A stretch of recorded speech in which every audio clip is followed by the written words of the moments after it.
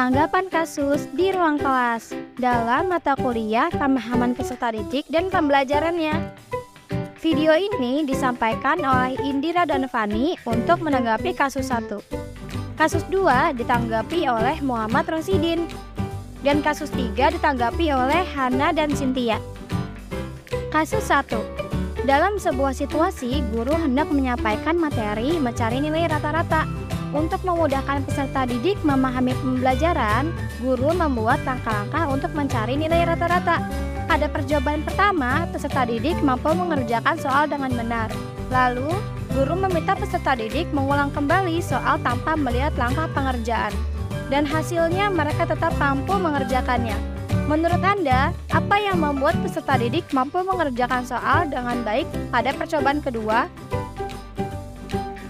Menurut kami, mengapa pada kegiatan latihan yang dilakukan peserta didik pada percobaan kedua berhasil walaupun tanpa bimbingan dari guru?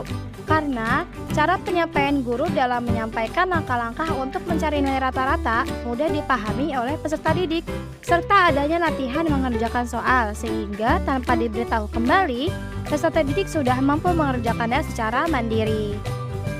Kegiatan belajar peserta didik untuk menguasai materi mencari nilai rata-rata dapat dilakukan oleh guru dengan menggunakan metode pembelajaran real. Menurut Sujana pada tahun 1987, metode drill merupakan metode pengajaran dengan melatih peserta didik terhadap bahan yang sudah diajarkan agar memiliki ketangkasan atau keterampilan dari apa yang telah dipelajari. Sejalan dengan pendapat tersebut, Rastia pada tahun 1989 mendefinisikan sebagai suatu cara mengajar di mana siswa melaksanakan kegiatan latihan secara berulang-ulang atas suatu materi pembelajaran hingga tercapai indikator yang ditetapkan. Penerapan metode drill membantu siswa lebih siap menggunakan keterampilannya karena sudah dibiasakan dengan latihan berulang-ulang. Pendapat tersebut disampaikan oleh Zamarah dan Zain pada tahun 2010. Selanjutnya, untuk pertanyaan kedua dilanjutkan oleh Fani. Selanjutnya, apakah metode tersebut sejalan dengan teori belajar behavioristik? Menurut kami, metode tersebut sejalan dengan teori belajar behavioristik, bahwa belajar merupakan perubahan perilaku yang dapat diamati, diukur, dan dinilai secara konkret. Secara psikologi, teori behavioristik merupakan teori belajar yang berfokus pada tingkah laku yang ditandai beberapa ciri. Pertama, mengutamakan mekanisme terbentuknya hasil belajar melalui prosedur stimulus respon. Kedua, mementingkan pembentukan kebiasaan melalui latihan dan pengulangan. Ketiga, memunculkan perilaku yang diinginkan sebagai hasil dari proses belajar.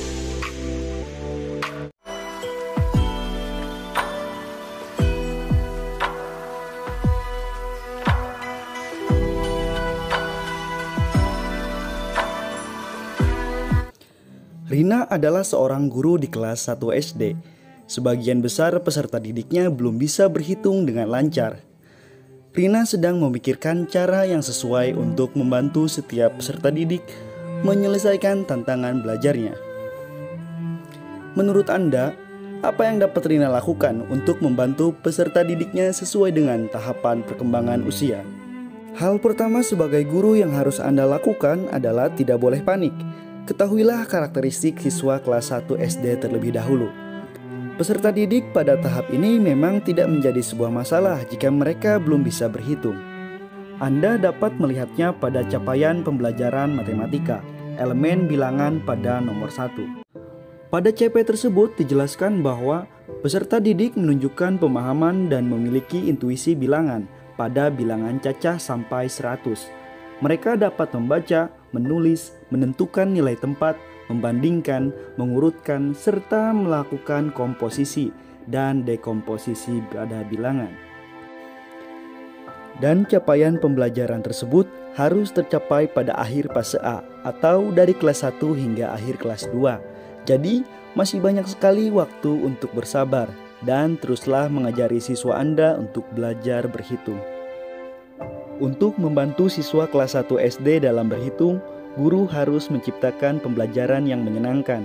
Misalnya belajar berhitung sambil bernyanyi, belajar berhitung benda konkret di sekitar, dan belajar menghitung benda pada gambar. Kegiatan belajar tersebut juga dapat dilakukan dengan cara berkelompok untuk melatih kerjasama di antara siswa. Menurut kami, lingkungan belajar akan mempengaruhi hasil belajar siswa.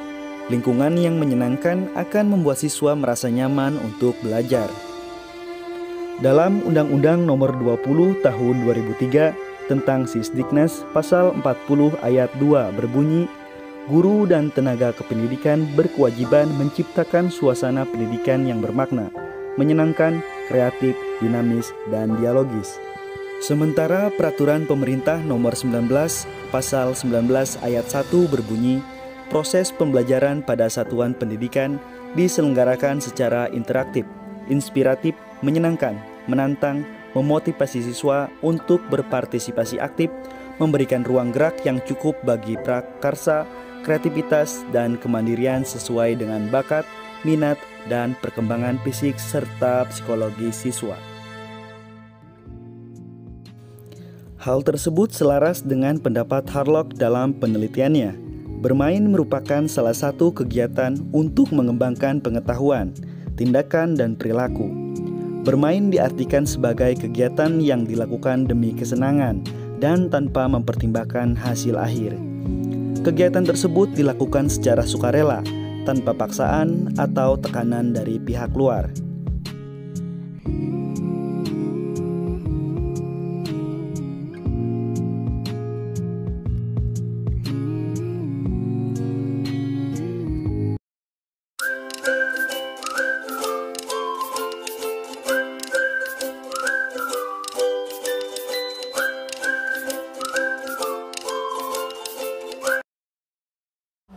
Made adalah seorang guru yang mengajar di salah satu sekolah negeri wilayah Bali. Ia mengampu mata pelajaran bahasa Indonesia. Ia hendak mengajarkan materi teks deskripsi kepada peserta didiknya. Pada buku cetak yang menjadi panduan saat mengajar, terdapat beberapa contoh teks deskripsi menceritakan tentang bangunan-bangunan pencakar langit yang ada di ibu kota. Dengan memperhatikan latar belakang setiap peserta didiknya, Made pun mencoba untuk memberikan contoh berbeda. Ia memberikan contoh teks deskripsi tentang pantai dan makanan khas Bali. Pertanyaannya, menurut Anda, apakah pertimbangan dan keputusan Made sudah sesuai? Mengapa? Jawabannya adalah, menurut kami, pertimbangan serta keputusan Made untuk memberikan teks deskripsi tentang makanan khas Bali dan pantai sangat sesuai dan tepat. Karena Made menggunakan prinsip yang relevan dengan kondisi lingkungan siswa, sehingga dalam prinsip yang digunakan dapat mengaitkan antara lingkungan siswa dengan materi pembelajaran. Topik yang dibahas Made sudah relevan dengan tempat di mana mengajar, yaitu di Bali, sehingga hal tersebut dapat membantu siswa merasakan langsung materi pembelajaran yang mereka pelajari dengan lingkungan sekitar. Prinsip yang digunakan Made adalah prinsip relevansi atau kesesuaian dengan peserta didik yang sejalan dengan teori konstruktivisme. Menurut Lepigotsky, bahwa teori ini lebih menekankan pentingnya lingkungan dalam pembelajaran dan konteks sosial, yang dimana kegiatan pembelajaran dapat dikaitkan dengan lingkungan dan budaya peserta didik, sehingga dapat membantu peserta didik untuk lebih memahami pelajaran yang disampaikan.